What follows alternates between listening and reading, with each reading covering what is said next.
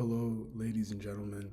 Welcome to today's message, the unclean spirit of control, when parenting becomes a vehicle for power. Now, this is going to be one of the more introspective videos that I have made. And if this offends you, please go and pray, because everything that I'm saying in this video has happened to numerous people in real life. And this is a real phenomenon under heaven. So with that being said, I'm going to begin the presentation. Some parents don't want children, they want subjects. There is a specific kind of parent who gets aroused, by the idea of having a child. Not out of love, but out of opportunity. The opportunity to finally have control, to shape a human being according to their own will with zero accountability. And I believe, at the spiritual level, this is an unclean spirit of control and bondage. And oftentimes what you will see with individuals or parents who control their children is that these parents have absolutely no control or authority in the real world.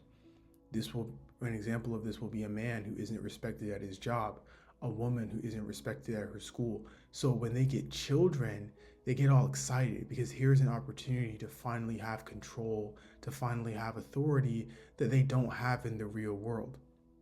And the reason why this can be so catastrophic is that in the real world, respect is earned, not given. What does this mean? It means that you have to learn how to earn people's respect. Sort of like, take democracy, for example. If you're running for office, you have to learn how to shake people's hands and kiss babies, right? You have to learn how to galvanize the people to support you. We don't live in a land of kings where you're just given authority because of the fact that you're a prince or you're a princess. You actually have to learn how to cultivate the loyalty and admiration of the people. And so when you have parents who actually haven't learned how to steward authority or control in the real world, an example or examples of this being that they have not learned how to talk to people correctly, they have not learned how to take accountability, they have not learned how to show up on time, different things that would be conducive to having respect, authority, and control in the real world. They haven't learned these things. And so when they have a kid, it's almost a recipe for disaster, because they're going to expect authority and control and respect from their children almost unconditionally, as I said, with zero accountability. And typically this ends up faring out very, very badly, even culminating in a child who no longer speaks to their parent because their parent had no idea how to steward real authority. They had no idea how to steward real control. And oftentimes they end up creating a sort of dictatorship-like environment where their word is infallible. The will of the parent is dogma. And in many cases, at a spiritual level, this can actually create a dynamic of idolatry where the child is being told, you must obey the parent as if the parent is God. As I said before, as if the word of their parent is inherently true, it is infallible, it is dogma. It's a very, very dangerous thing when a parent has never learned or cultivated or experienced real authority or real control in the real world. Because if they did, they would have learned, again, certain skills such as learning how to speak to people, learning how to talk to people, showing respect. They would have learned that. So when they have a kid, they're actually gonna do a pretty good job at raising their kid. But if they haven't learned how to steward responsibility and authority and control in the real world, they're not gonna know how to do that with their kid. And they're gonna think, do as I say, don't ask any questions. In the real world, that's not how it works. If you have a corporate job, for example, you know that if there is a major acquisition, the team, or sometimes the board of trustees, the directors, have to work together. You have to communicate. You don't just get to say, this is what I want, therefore you listen to me. That's not how things work in the real world. Moving on. This is going to be warning signs. How to recognize a parent who is, one, trying to control their child, but that, two, doesn't have the skills necessary to cultivate real responsibility, real authority, real control, and real respect in a parent-child relationship. So the first sign is going to be isolation. what will happen is that the parents will move away from family and community. They'll move to a state or a city where there are no grandparents, no uncles, aunts, cousins, aka no one who might hold them accountable. Okay, because they haven't learned, as I mentioned earlier, how to steward real authority and real control. People that are actually in positions of power have a circle around them, they have a council. You might have a director that has managers under them. They're constantly communicating with each other. This is part of stewarding effectively a position of leadership. But parents who haven't learned this, they're more focused on just dictating what they want. And so they actually look at a community or a council of people like grandparents, cousins, aunts, uncles. They look at that as a threat to their regime because in their mind, they think that being in authority means having absolute power, which is not what it is. Which leads to the second warning sign, which is total control. Many of these parents will homeschool their children. They'll obsess in terms of limiting the media that their child consumes. What are you watching on TV? What are you watching for a movie? What are you listening to? They're just almost a little obsessed with what their kid consumes. They'll monitor their children's devices, control friendships. Who is that? Who are you hanging out with?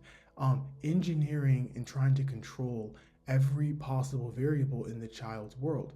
And if, again, going back to stewarding real authority and real control, those that are in positions of leadership know that you have to trust people with certain things.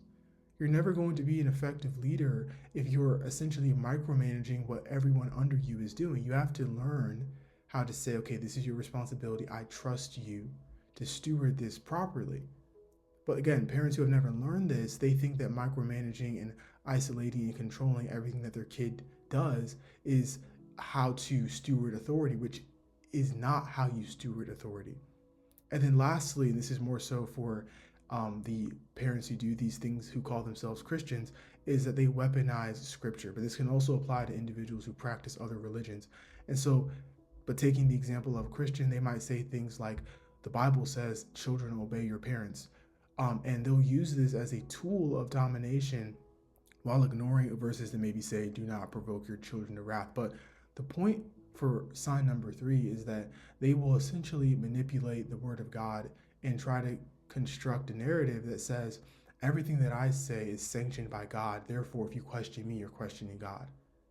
Right? And this creates a very scary dynamic for a child who might be gullible or naive because they're essentially being told that you're at enmity with God by simply disagreeing with what your parent is trying to have you do or say, which is a very dangerous precedent to set for a child. So I'm going to talk next about the root cause of this, right? So the root cause of this is years, okay, not a few months, not a few weeks, but years, even decades of feeling overlooked, disrespected, and powerless. Okay, this is stored up and it's just waiting for an outlet. Okay, so an example of this could be a parent, male or female, who grew up feeling overlooked. Okay, maybe they had siblings, maybe they were the only girl, maybe they were the only boy, and they were just overlooked. No one really cared about them, or maybe they felt as if they were neglected. Maybe they had something about them that caused people to overlook them. Maybe they were short, maybe they stuttered, maybe they had big ears. It doesn't really matter. Secondly, they often would try to hold people accountable. They would try to hold their parents accountable. They would try to hold their siblings accountable, but nobody would listen to them for whatever reason. Maybe people would just gaslight them. People would just manipulate them, triangulate in terms of having other people come up against them. So it's 2 versus 1. So nobody was ever held accountable. Thirdly, these individuals often craved respect and many times craved belonging and authority, but they had no real legal jurisdiction over other adults, or aside from legal jurisdiction, they just didn't have any type of respect or authority from people in the real world, right? And so these were the people where it didn't really matter where they went. If they went to a grocery store, for example, I'll put it like this, right? There are some men where if a car breaks down, if he's a man's man, people will sort of assume that he knows how to fix the car. So people will sort of look up to him and be like, "Hey man, like, do you know how to fix this?" He has that respect, just maybe by the way he carries himself. Or maybe there will be a woman who's shopping and she looks as if she is very well put together. So maybe other women will assume that she has really good taste in perfume. And so they'll just go to her and be like, hey, do you have any recommendations? Because you look like someone that maybe knows something about the best type of perfume to buy. Respect, credence that they are shown for existing. But these parents, they don't relate to this. Nobody comes up to them and assumes that they know a lot about perfume. Nobody comes up to them and expects them to be car savvy. They don't have any respect or credence. People overlook them. They're a background character. Okay, and this severely bothers them, especially if they grew up feeling overlooked or neglected. And so when people overlook them in the real world, even if it's something as simple as not being spoken to, or maybe somebody not saying hi to them, this really like bothers them internally because of a childhood issue. Okay, and so having a child is like a golden ticket. Okay, because here's someone who has to listen to you. Here's somebody that you can basically brainwash to be a blind, obedient slave. You must do what I say. You must respect me. You must allow me to have complete authority over you. I'm going to hold you accountable for everything that you do. All of those years of being overlooked and not being respected and having no real authority in the real world, not being able to hold other people accountable, all of this gets poured out on an innocent child who had absolutely nothing to do with the issues of the parent. Okay, as I said before, this is a phenomenon under heaven. Okay, because the parent ends up taking out all of those years of being overlooked and powerless and disrespected onto their kid. And they essentially use their child as a scapegoat or as a doormat or as a punching bag to resolve years of trauma that, one, had nothing to do with the child, and two, is not the child's responsibility to fix. Okay, so I'm going to use a real world example, the Michael Jackson parallel. And for those of you that don't know, in 1993, Michael Jackson had an interview with Oprah Winfrey in which he alleged that his father, Joe Jackson, was severely, not only physically abusive, but also verbally and emotionally abusive. And so Joe Jackson, Michael Jackson's father, believed he'd always be the authority figure in Michael's life. And for those of us that know, there was the Jackson 5, in which was a boy band in which Michael Jackson was a member. Then as they grew older, they developed into the Jacksons, right? And I believe for this time, their father was their manager. So they always operated collectively as a group, as a musical act that was a group. But then Thriller happened, right? And Michael became a celebrity and really a business in and of itself that was completely separate from his brothers. Okay, and so this turned out to be sort of eye-opening to Joe because control over Michael's career, his image, and his direction literally vanished because Michael was the main guy, right? Michael Jackson's Thriller sold over 30 million records in 12 calendar months. And at its peak, it was selling 1.5 million copies a week for 4 months straight and won 8 Grammy Awards. The point is, Joe never anticipated Michael becoming a once-in-a-generation global force who's connected to royalty, heads of state, larger than life, larger than anything Joe could have imagined. And so once Michael became, it's to a point now where if you ask anyone, name a member of the Jackson 5 or the Jacksons, they're going to list Michael and they might list Jermaine. Nobody really knows who the other people are. And that's not to insult anyone, but it's just telling you how Michael became the centerpiece and Joe was basically dethroned. And so once Michael became who he was, once Michael no longer needed Joe, the relationship dynamic collapsed. Okay, because Michael Jackson didn't need Joe. Okay, there were years when adjusted for inflation, particularly towards the end of the 1980s, where Michael was profiting north of $200 million annually. Okay, and so Michael didn't need Joe at all. Okay, and so the lesson from this is that you cannot mistreat someone, allegedly, okay, through their entire formation from a child to adult, and then expect loyalty once they outgrow you. And interestingly, when Michael died in 2009, Joe was not in his will. The harvest always comes, you reap according to what you sow. And so this is an example of a parent who, even though Joe has passed on, who essentially thought that he could dictate the decisions and the direction of Michael Jackson's career, image, and life. But that's not how real responsible authority is stewarded. And so, of course, it is no surprise to me that once Michael Jackson was no longer financially dependent upon Joe, and became his own brand, he distanced himself, and as I mentioned earlier, did not include his father in his will. And I didn't make this in a slide, but something that I'll mention here is that many parents that do this, they strategically make sure that their child is financially illiterate and financially dependent upon them. Excuse me. They will not encourage their child to get a job. They will not encourage their child to save their money. They won't do any of these things. They will not add their child as an authorized user on their credit card because they realize that finances holds people accountable. And everybody has $1 million. You can't exactly manipulate people to do what you want when they have money, enough money to where they don't need you. So you're essentially forced to treat them with respect and courtesy because they have money that essentially can be used to cut you out of their life without any consequences.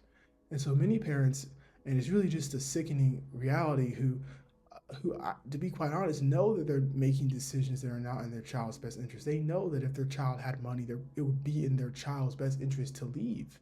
But because, again, the child is essentially being used as a scapegoat or as a punching bag, the parent inadvertently knows that this is not in the child's best interest. And so I probably shouldn't teach my kid to be financially dependent because if my child had enough money to support themselves independently, they probably would leave. The parent knows this, even if it's subconscious. And so there's a part of them that just avoids talking about money, never encourages their child to show any type of financial independence. In fact, they might even get offended if their child creates a business, especially if their child doesn't tell them, because they're looking at the financial autonomy and the financial independence of their child as a threat to the control, okay, that they have over their child. And again, the dynamic of the relationship in which the child is essentially being used as a scapegoat and as a punching bag and as a doormat for the parent's unresolved trauma. Next, we're going to talk about how you were never someone's experiment. And this is going out to anyone who can relate to what it is that I am saying. Understand that the isolation that your parents put you through was very intentional. Okay, whether they homeschooled you, whether they made sure that you didn't have any friends, whether they moved to a state where you had no family members, no friends, okay, all of that was intentional. Okay, the limited sphere of influence was intentional. So if you grew up in a family where you didn't have a TV, you weren't allowed to have social media, you weren't allowed to download certain games. All of that wasn't about love and no, it was about controlling you and making sure that you were the perfect doormat, the perfect scapegoat, the perfect punching bag to resolve the trauma that your parents went through. Okay, you were not put on this earth to be someone's second chance at respect. Okay, you were not born so that you could just be a punching bag so that someone else can basically punch out their frustration at not being respected in the real world. You were made for more than that. Okay, the spirit of control that your parents may have had does not get the final word on who you are. Okay, you are allowed to find yourself.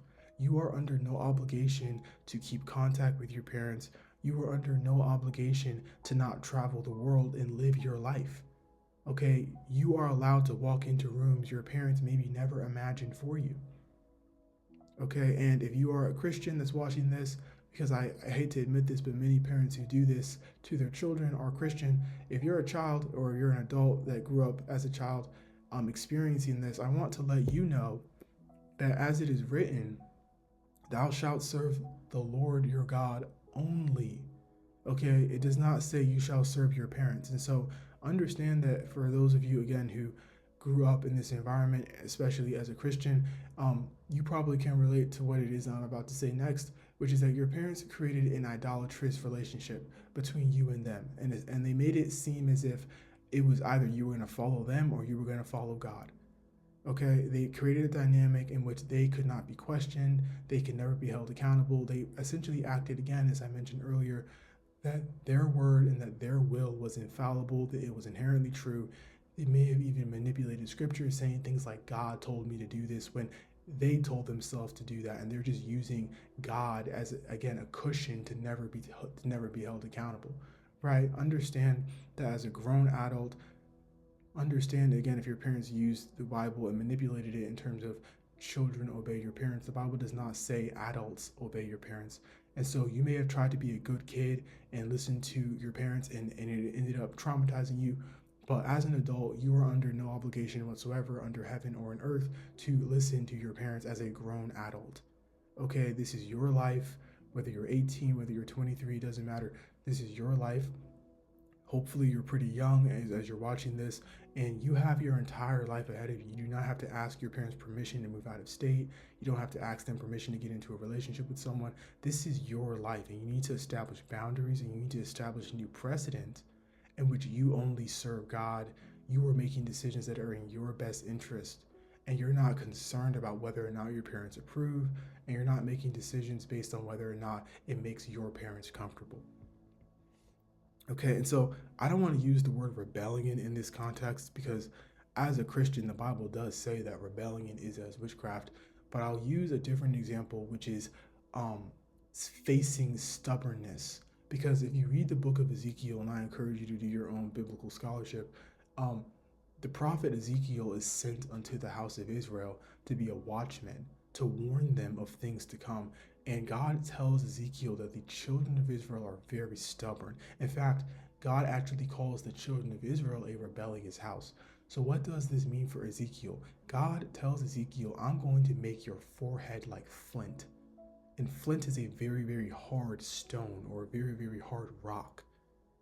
God is saying to Ezekiel, I'm going to make you so hard and so flint like so that you can stand against these rebellious people. Okay, and so I don't want to use the word rebellion, but flint. Flint or being flint like in this context is not sin. If you grew up with parents who tried to control you, they're probably very stubborn. They're probably very rebellious in the fact that they refuse to take accountability and they're just rebelling against being held responsible for what they did. Understand that being flint like against parents like that and refusing to gaslight yourself into thinking that they did nothing wrong, refusing to maintain a relationship in which certain conversations are not held, it is not a sin to be flint like against rebellious people who refuse to take accountability. This is how you recover. Okay? Love does not imprison. If your parents isolated you and manipulated you and tried to control you, I hate to break it to you, but that wasn't love. That was control. That was putting someone or bounding or binding someone up. That was oppression. Okay? That was not love. And so you need to be very flint-like when you're dealing with people like this, when you, especially when you come of age in terms of turning 18 and beyond, when you realize that your parents are no longer making decisions that are in your best interest, but they're essentially, again, using you as that scapegoat. You're essentially an emotional support system that in their eyes and in their mind serves their interest in their interest alone. So they want you to stay close to them so that you can, again, be that emotional support system. Even maybe if you have a job offer that's paying really good money in another state, they would rather you turn that down so you can be close to them.